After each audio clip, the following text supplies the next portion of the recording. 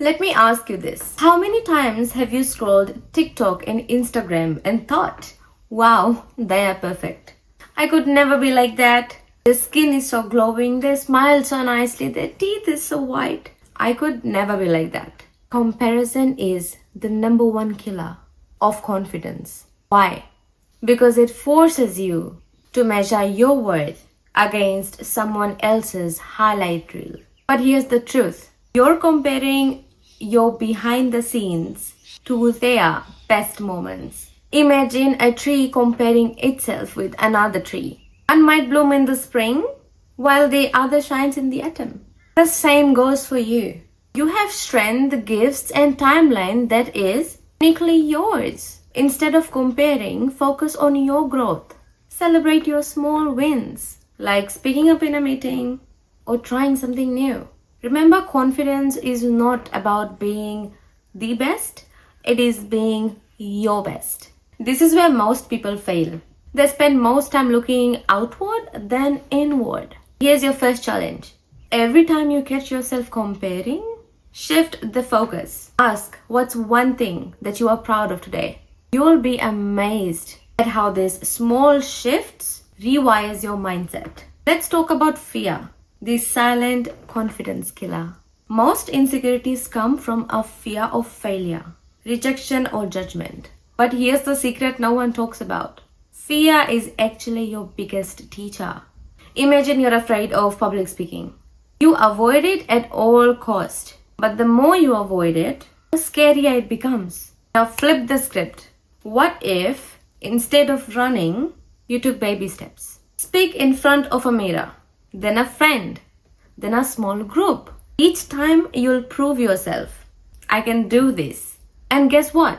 That's confidence, proving your fears wrong. Here's the magic. Confidence doesn't grow in your comfort zone. It steps every time you step into discomfort. Ask yourself, what's one small fear I can face today? Let's be real. Most of the insecurities comes to us from the way we talk to ourselves. Think about it. How often do you say, I'm not good enough or I will never succeed? Would you talk to your friend like that? Of course not. Then why do you talk about yourself like that? Why do we talk about ourselves like that? Here's what I want you to do. Whenever you catch yourself thinking about a negative thought, pause and ask, is this a thought or a fact? Or it is a fear? Example, I'll fail this presentation. Isn't a fact. It's a fear. Replace it with, I might be nervous, but I've prepared, I'm ready. This simple shift changes everything. Here's the one truth no one tells you.